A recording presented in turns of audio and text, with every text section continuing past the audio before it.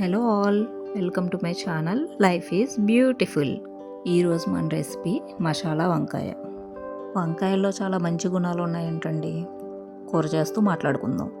300 grams వంకాయలు శుభ్రంగా కడిగేసుకొని తొడిమలు తీసేసుకోవాలి. సగానికి ముక్కలుగా కోసుకొని సాల్ట్ వాటర్లో వేసుకోవాలి. ఇలా సాల్ట్ వాటర్లో వేయడం వల్ల వంకాయలు నల్లగా మారకుండా ఉంటాయి. అలాగే అలర్జిక్ కండిషన్స్ ఏమైనా ఉంటాయి కదా, కొంతమందికి దురదలు రావడం, అలాగా ఆ కండిషన్స్ కూడా తగ్గుతాయి. అలాగే ఏమైనా చేదు అలా ఉన్న వంకాయలు ఉంటే అది కూడా పోతుంది. వంకాయల్లో చాలా పోషకాలు ఉంటాయి.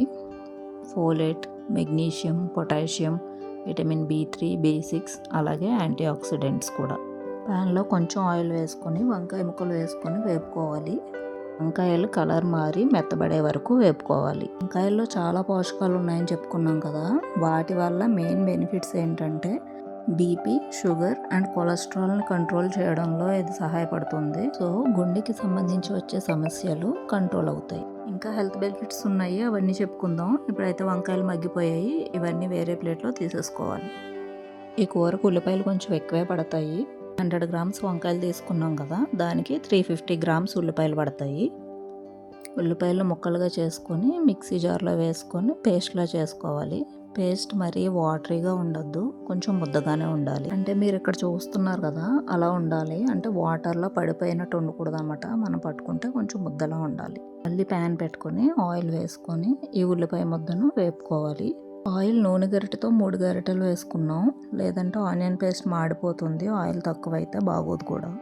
ఆనియన్ పేస్ట్ వేసుకున్నాక సిమ్లో ఉంచి మాత్రమే వేపుకోవాలి, లేదంటే అదంతా మాడు పట్టేస్తుంది. అదంతా బాగా కలుపుకొని కొంచెం సాల్ట్, కొంచెం పసుపు వేసుకొని బాగా వేయించుకోవాలి.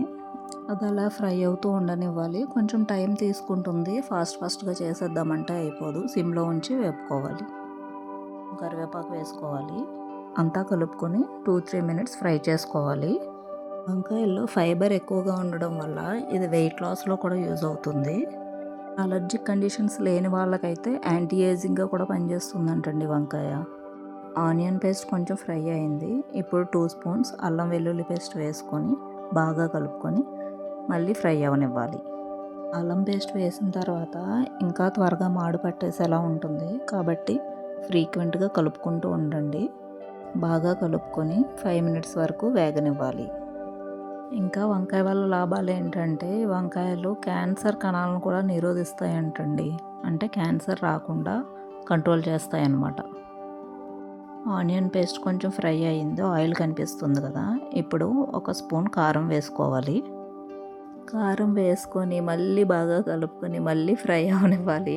ఈ కూర అంతా ఏంటి ఫ్రై అవుతూనే ఉండాలా అనుకోకండి, టేస్ట్ చాలా బాగుంటుంది. మధ్యలో కూడా కలుపుతూనే ఉండాలి, లేదంటే అడుగు మాడిపోతుంది. 5 మినిట్స్ వేగిన తర్వాత కలర్ కొంచెం మారి దగ్గర పడుతుంది. అలా అయిన తర్వాత 1 స్పూన్ గరం మసాలా యాడ్ చేసుకోవాలి.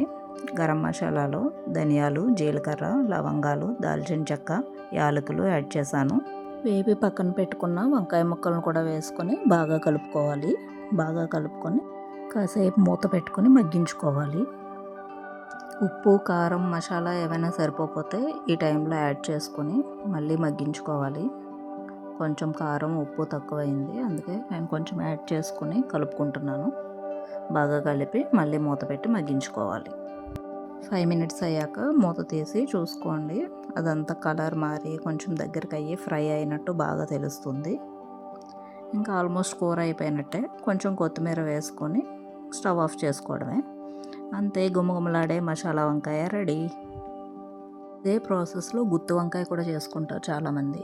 మీరు ఎలా చేసుకుంటారో కామెంట్ చేయండి. రైస్లోకి కూర చాలా బాగుంటుంది. కాంబినేషన్ సాంబార్తో అయితే ఇంకా చాలా బాగుంటుంది. సాంబారు, రసం, పప్పుచారు ఇలా ఏదైనా సరే వాటి కాంబినేషన్గా అయితే బాగుంటుంది. మీరు కూడా ట్రై చేయండి. ట్రై చేసి టేస్ట్ ఎలా వచ్చిందో కామెంట్ చేయండి. Please do subscribe.